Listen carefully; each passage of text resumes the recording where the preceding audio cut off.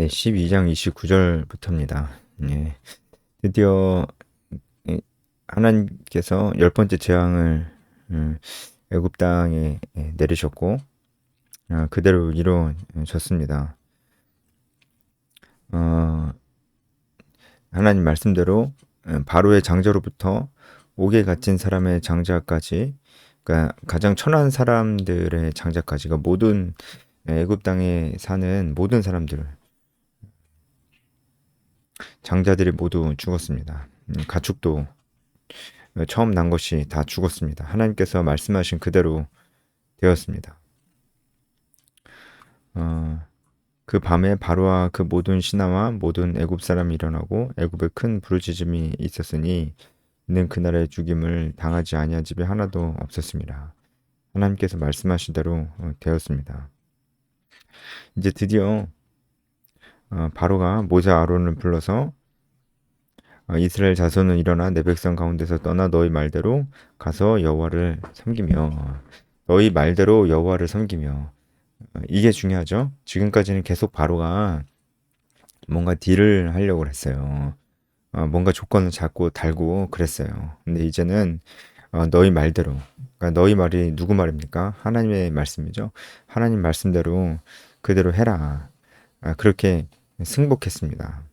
하나님 말씀이 이루어진 것이죠. 결국은 하나님 말씀 그대로 이루어진 것입니다. 너희가 말한 대로 너희 양과 소도 몰아가고 나를 위하여 축복하라. 예, 축복은 누가 누구한테 하는 겁니까? 축복은 보통 어, 이제 높은 자가 낮은 자에게 뭐 이렇게 얘기하면 조금 그런 그 뉘앙스가 좀 그렇긴 한데, 높은 자가 낮은 자에게 하는 게 축복입니다. 연장자가 이제 그 더 어린 자들에게 하거나 하는 것이 축복이잖아요. 근데 이제 바로가 이렇게 얘기하는 것은 결국은 하나님께서 말씀하신 대로 된 것입니다. 그들의 눈에 너희가 신처럼 되리라고 말씀하셨잖아요. 그들이 보기에 이제 모세와 아론 그리고 이스라엘 백성들이 신처럼 보이게 된 겁니다. 결국은 바로보다도 더 위에 있게 된 것입니다. 이것은 예, 그러니까 모세와 아론만 이렇게 그들이 보기에 대단해 보이는 사람이 된 게 아니고요. 이스라엘 백성도 다 그들이 보기에 대단한 사람으로 보이게 되었습니다. 그래서 애굽의 모든 사람들이 이스라엘 백성들에게 금과 패물과 의복을 주죠. 그것도 이제 애굽 사람들이 보기에 이스라엘 사람들이 굉장히 대단해 보였기 때문에, 신처럼 보였기 때문에, 아주 대단해 보였기 때문에 그 어, 권위에 눌려서 그렇게 준 것도 있습니다. 그리고 이스라엘 백성들이 이렇게 은금, 패물, 의복을 구한 것은 제가 이거 저번에 말씀드렸죠. 이제 여기서 구한다는 게 청구한다라는 거라고, 그러니까 강제로 강탈하고 뺏고 그게 아니고요. 청구하는 겁니다. 그 노동의 대가에 대해서 청구하는 겁니다. 지금까지 노예로 살면서 그 그들이 받지 못했던 정당한 대가를 요구를 하는 것입니다. 그러니까 지금까지 노예로 살았던 그 모든 억울한 시간들을 하나님께서 다 씻어 주시는 것입니다. 하나님께서도 지금도 하나님께서 우리에게도 그렇게 하실 것입니다. 음, 우리가 이 땅에서 누리고 있는 모든 힘들고 고통스럽고 그런 것들, 억울한 것들 하나님께서 모두 씻어 주실 것입니다. 그날에 반드시 오게 될 것입니다.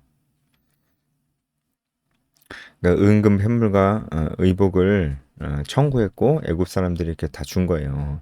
그래서 모세와 아론뿐만이 아니고 어, 이스라엘의 모든 백성들에게 그런 권위가 생긴 것입니다. 그리고 은금 폐물 의복은 다 이제 재산이잖아요. 재산이 또 생겼어요. 굉장히 부자가 되었습니다. 이스라엘 백성들이 노예였는데 하루아침에 자유인이 되었고 또 부자가 되었어요. 부자가 되어서 애굽을 나가고 있어요. 하나님께서 지금 모세와 아론과 이스라엘 백성들에게 주신 것이 두 가지가 있습니다. 바로 권위. 사람들이 이제 굉장히 대단하게 보는 거죠.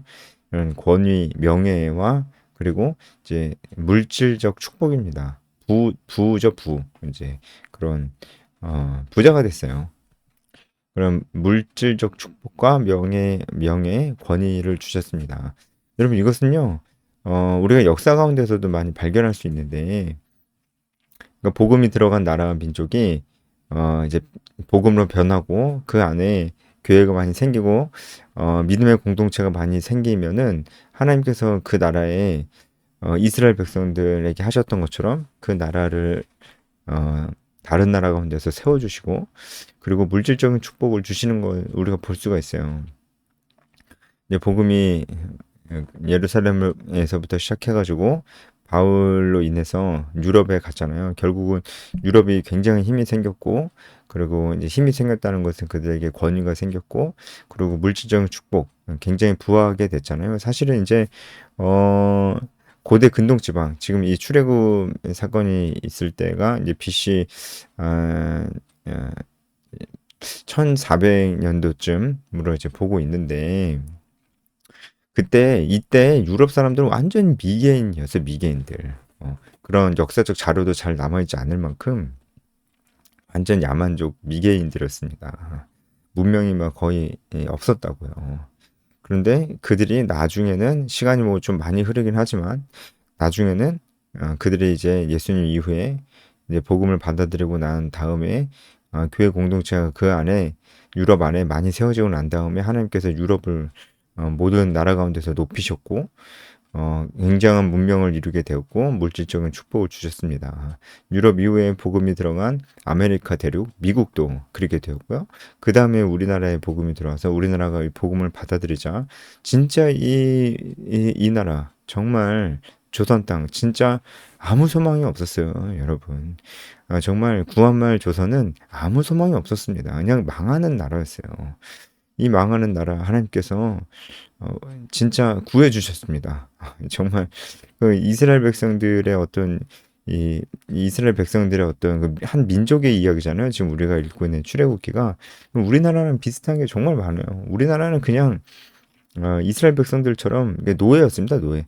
뭐 그냥 그 열강들 사이에서 누구한테 먹히냐의 문제지 누군가한테는 반드시 먹히게 될 수밖에 없는 러시아든지 청나라든지 일본이든지 우리를 둘러싸고 있는 열강 중 누구 한 명에게는 먹힐 수밖에 없는 그런 운명이었습니다. 구한말 조선 땅은요.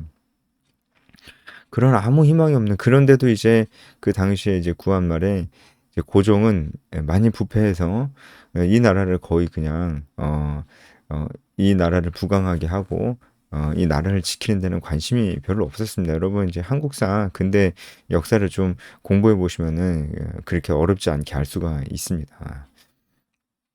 예, 그런 나라였어요, 우리나라도. 그런데 하나님께서 이 나라를 회복시켜 주시고 이 나라에 하나님 복음에 반응하는 자들이 많이 일어나니까 하나님께서 우리에게도 명예와 권위와 물질적 축복을 주셨잖아요. 엄청나죠. 이건 우리나라 사람들은 몰라서는 안 됩니다. 이게 은혜잖아요. 지금 보세요. 이스라엘 백성들이 이 명예와 권위와 물질적 축복을 받는 게 은혜지 아닙니까? 이게 은혜잖아요. 이스라엘 백성들이 이런 것을 받을 자격이 있어요. 제가 예전에도 계속 말씀드렸잖아요. 이집트 10가지 재앙을 해설할 때 계속 말씀드렸잖아요. 우리가 생각해 봐야 된다. 예, 이집트의 10가지 재앙이 하나부터 10까지 이루어지는 동안 이스라엘 백성들은 도대체 뭐 했냐? 왜 그들은 등장하지 않는 것이냐? 이스라엘 백성들이 가만히 있을 이유가 없거든요. 자기들 일이잖아요. 자기들 일. 자기들이 지금 나가냐 마냐? 자기들의 일이잖아요. 자기들이 계속 노예로 사냐 마냐? 딴 사람 일도 아니고 자기들의 일인데 왜 모세와 아론만 자꾸 바로 앞에서 얘기하고 또 이렇게 그 바로와 싸우고 그러고 있고 왜 이스라엘 백성들은 안 싸우냐고요. 왜 가만히 있냐고요. 그쵸? 그래서 이제 그들의 심리가 어땠을까 우리가 추측을 해봤는데 정말 이제 성경을 근거로 한 유추입니다. 그때 우리가 유추해봤잖아요. 이스라엘 백성들은 아마도 이집트의 10가지 재앙이 우리는 이제 결론을 아니까 10번째 끝났을 줄 알았지만 이 이스라엘 백성들은 그걸 알 수가 없잖아요. 10번째 끝날 줄 어떻게 알아요? 그러니까 이스라엘 백성들은 분명히 지금 예를 들어서 5번째 재앙이 끝났는데 바로가 아직도 마음을 완전히 정하지 않고 우리를 보내지 않으려고 하는 것 같아. 근데 내가 지금 이때 나서서 바로에게 가서 우리가 가서 바로시여 우리를 내보내 주소서. 모세 아론의 말처럼 우리를 내보내 주셔야 됩니다. 우리가 가서 그렇게 얘기를 할까? 근데 그러지 말자. 왜냐면은 하나님께서 여섯 번째 재앙을 안 주시면 어떡해.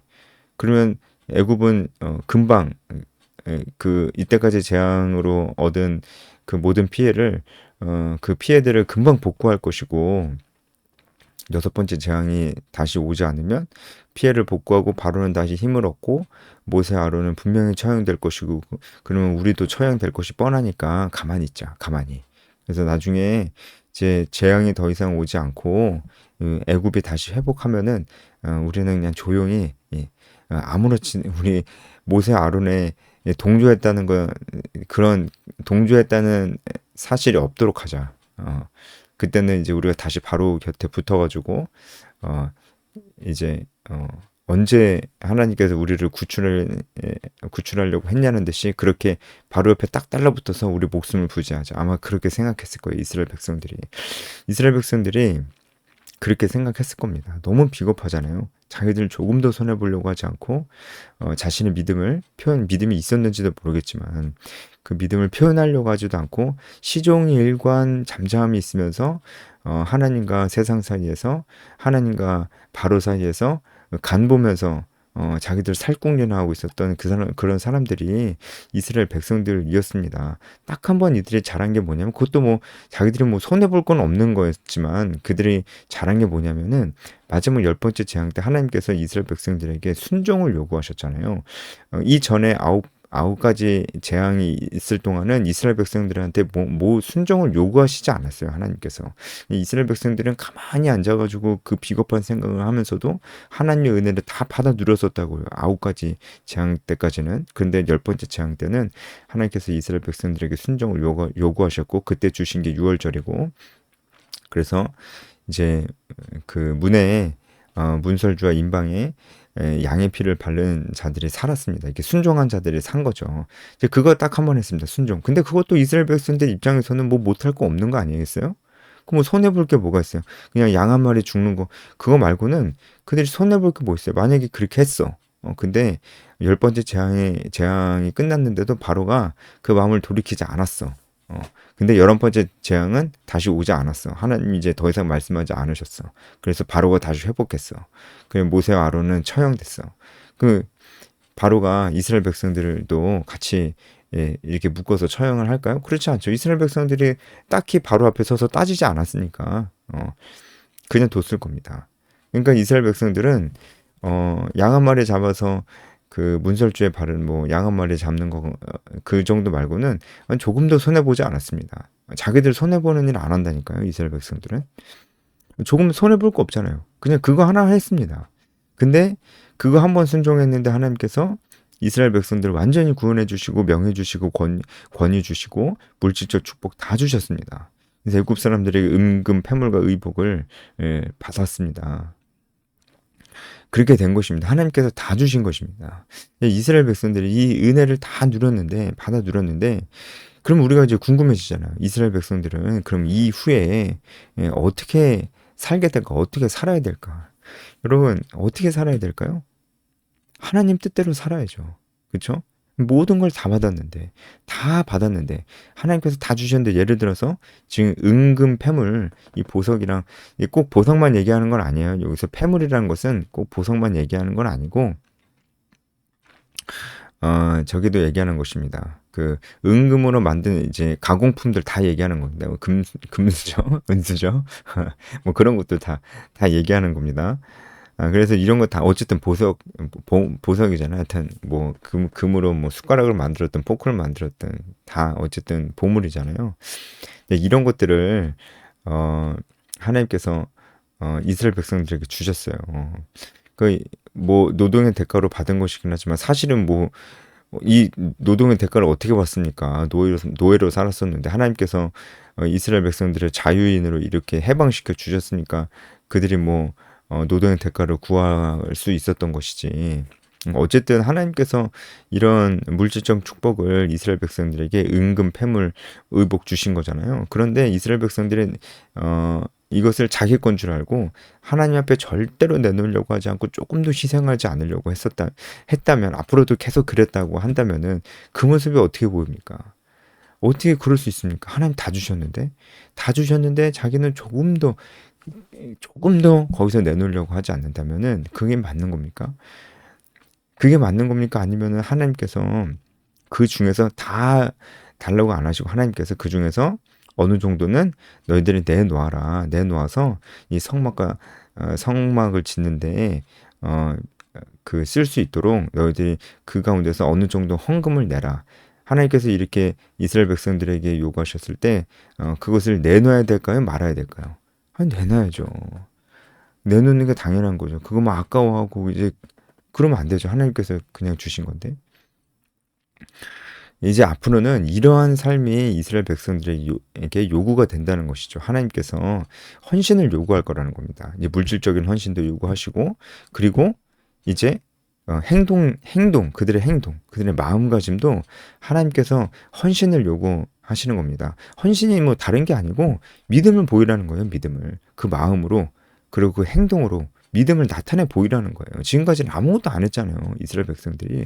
근데 지금부터는 아니라는 거예요. 홍해가 갈라지고 광야에 들어서면서부터는, 홍해가 갈라질 때부터죠. 그죠? 그때도 뭐 그렇게 큰 믿음을 요구하시진 않았지만, 광야에 들어서면서부터는 이스라엘 백성들이 반드시 그 행동으로, 그 마음과 중심으로, 생각으로 하나님께 헌신을, 하나님 앞에 헌신하면서 자신의 믿음을 표현을 했어야 했다고요. 그래서 하나님께서 이 출애굽 이후의 광야 시절부터 이스라엘 백성들에게 요구하신 그 헌신이 무엇입니까? 하나님께서 이스라엘 백성들에게 어떤 믿음을 요구하셨어요? 딱 하나입니다. 가나안 땅에 가는 것입니다. 가나안 땅에 들어가는 것. 가나안 땅에 들어가는 것. 네, 그것이 가능하다. 가나안 땅에 하나님께서 이들을 이끌어 가실 것이다. 이거 믿으면 돼요. 이거 믿으면 돼요. 근데 이거 믿으면 되는데 이스라엘 백성들 앞에 아주 호전적인 이런 민족들, 아모리 족속들이나 이런 민족들이 막 전쟁을 걸어오고 그러니까 이 믿음이 막 흔들리고 이제 안 믿고 싶고 이제 못 믿겠고 이제 이런 일들이 일어나는 것입니다. 그러니까 여러분, 제가 뭐 여러 가지 설명을 드렸지만 하나님께 이렇게 은혜를 받은 자는 어떻게 살아야 됩니까? 헌신해야 됩니다. 그 헌신이 자기가 손해보는 게 아니에요. 하나님께서 주신 것 중에 일부를 자신의 믿음과 마음을 표현하는 그 도구로 쓰는 것입니다. 그래서 우리는 하나님께서 우리에게 주신 사명을 완수하는데 하나님께서 우리에게 주신 자원을 사용해야 됩니다. 여러분, 젊음을 사용하세요. 여러분의 시간을 떼어내세요. 여러분의 시간을 헌신하세요. 그래서 그 시간으로 다른 이들에게 복음을 전하고 제자를 삼는 손모임 하세요. 시간을 내세요. 공동체 활동을 위해서 시간을 내세요. 그렇게 살아야 됩니다. 그렇게 사는 게, 여러분, 그게 사실 따지고 보면 헌신입니까? 젊음도 하나님 주신 건데. 그쵸? 우리가 하나님께 뭘 드린다고 얘기하기가 부끄러울 만큼 우리가 받은 게 정말 많습니다. 받은 게 정말 많습니다. 그러니까 우리는 정말 이 사명을 향해서 살아야 됩니다. 그래서 이스라엘 백성들이 이제 출애굽 이후에는 그들이 정말 목표지가 생겼고 해야 될 일이 생겼다는 것을 하나님께서 이스라엘 백성들에게 알게 해주시려고 그 유월절 때 어떻게 하라고 그랬어요? 옷을 입고 지팡이 짚고 허리에 띠를 띠고 그리고 먹으라고 그랬잖아요. 그게 뭔가 지금 목표가 있어서 어떤 그 목표 지점으로 금방이라도 출발할 사람의 모습이라고 했잖아요. 그렇게 먹으라고 했다고요. 그래서 그 앞으로도 이제 유월절 때 그렇게 행함으로 인해서 우리에게 사명이 있구나. 우리에게 가야 될 곳이 있구나. 그리고 그것은 우리가 해야 될 일 중에 가장 중요한 일이구나. 라는 것을 잊지 말라고 하셨습니다. 여러분, 지상명령 우리가 순종해야죠. 이것보다 더 중요한 사명이 있습니까?